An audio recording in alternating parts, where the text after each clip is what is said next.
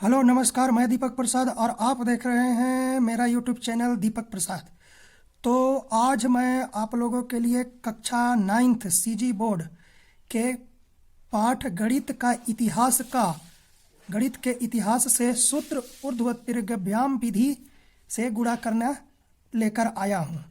तो चलिए देखते हैं कि सूत्र ऊर्ध्व त्रिज्यव्याम विधि से कैसे गुणा किया जाता है, और ये बहुत ही महत्वपूर्ण है, हमेशा परीक्षा में आते हैं इससे रिलेटेड प्रश्न। तो चलिए शुरू करते हैं।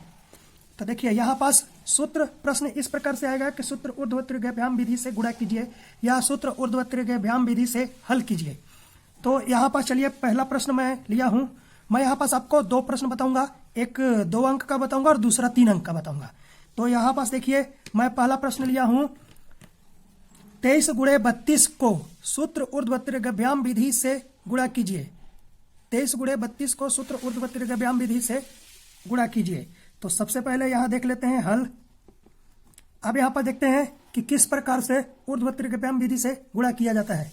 तो सबसे पहला काम है आपका 23 गुणित 32 एक जगह लिख लिए। अब इधर साइड में कहीं पास भी हम इस प्रकार से लिखेंगे 2, पहले ये दहाई को लिख लिए, फिर 2 के नीचे दूसरे अंक के दहाई को लिख लिए 3, फिर यहाँ पास आ जाइए। तो यहाँ पास हो गया हमारा 2 3, पहले दहाई को लिखे, फिर इसके बाद दोनों अंक को लिखेंगे 32, फिर इसके बाद इकाई को लिख देंगे, मतलब 3 नीचे में 2। अब इसका देखते हैं कि कैसे ये हल होगा। तो चलिए आइए देखते हैं। इसका गुणा इसमें करना है, इसका तिर्यक गुणा कर दीजिए, इसका इसमें, इसका इधर से गुणा और इसका ऐसे सीधा सीधा गुणा कर दीजिए। इसको ऊर्ध्वाधर गुणा करेंगे और इसको तिर्यक गुणा करेंगे, फिर इसको ऊर्ध्वाधर गुणा कर देंगे। तो चलिए आप देखते हैं इसका मान कितना आता है। तो चलिए इधर से शुरू करते हैं। 3 और 2 का यदि गुणा करते हैं तो 3 दूनी का कितना हो जाएगा। यहाँ हमको क्या करना है, गुणा करना है, गुणा। तो 3 दूनी के हो गया 6, फिर यहाँ तिर्यक गुणा कर दीजिए। तो 2 गुणे 2 मतलब 4 और 3 गुणे 3 यानी कितना हो गया 9, और फिर यहाँ पर जोड़ दीजिए। तो जोड़ने से हम लोग को कितना आ जाएगा 9 और 4, 9 4 हो गया 13, यहाँ पास 13 लिख दिए। 13 का 3 और 1 ये जो बचेगा ये हो जाएगा आपका हासिल, ये हासिल हमारा इधर चला जाएगा। अब यहाँ पर 2 तिहाई 6 और ये 1 आया था हासिल, तो दोनों को जोड़ के हमको कितना मिल जाएगा 7 मिल जाएगा। इस प्रकार से इसका जो कंप्लीट जो उत्तर प्राप्त हुआ है वो मिला है 7 3 6 736 मिला है। अब यहाँ पास हम इसका जांच भी बता देता हूं आपको। तो देखिए जांच इसको कैसे करेंगे। तो जांच के लिए देखते हैं बीजांक विधि से, चलिए इसको जांच करते हैं। जांच हम किससे करेंगे, बीजांक विधि। बीजांक विधि से मैं यहां पास उत्तर की जांच कर देता हूं। तो देखिए बीजांक विधि से जांच करने के लिए हम लोग क्या करेंगे कि सबसे पहले आप 23 का बीजांक गुणे 32 का बीजांक,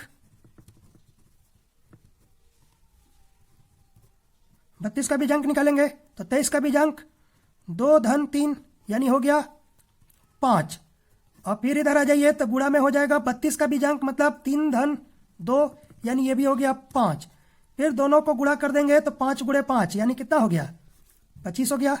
ये हमारा एक तरफ का बीजांक हम लोग को मिल गया, एक तरफ का मतलब अभी और आगे आ जाइए। 25 का फिर से बीजांक निकालेंगे तो 25 का जो बीजांक है वो हम लोग को मिलेगा 2 धन 5 यानी 7।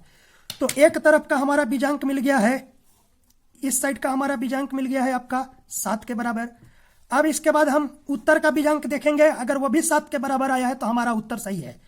तो यहां पास लिख देता हूं 736 का बीजांक। तो 736 का बीजांक हो जाएगा 7 धन 3 धन 6 बराबर 7 3 10, 10 और 6 16, यानी फिर से इसका बीजांक निकालेंगे तो फिर से इसका बीजांक हो जाएगा 1 धन 6 यानी हो गया 7। अब यहां पर देखिए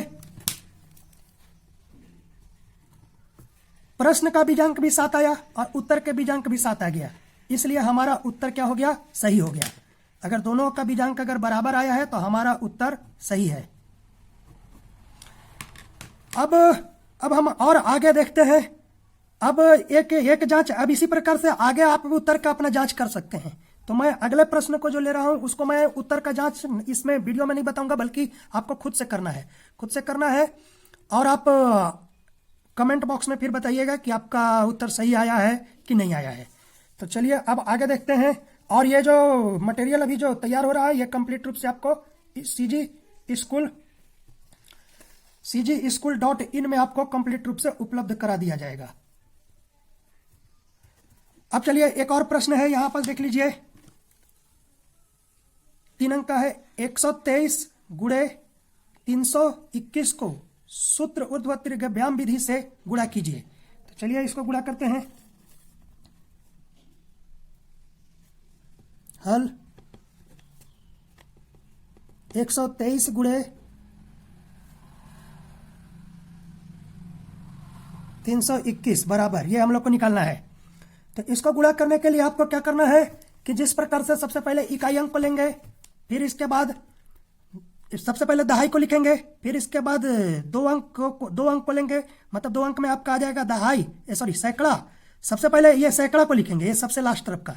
सबसे पहले आप सैकड़ा को लिख लीजिए 3 अंक में, फिर इसके बाद सैकड़ा और दहाई को लिखेंगे, नीचे भी सैकड़ा और दहाई को लिख लीजिए, 3 और 2 हो जाएगा।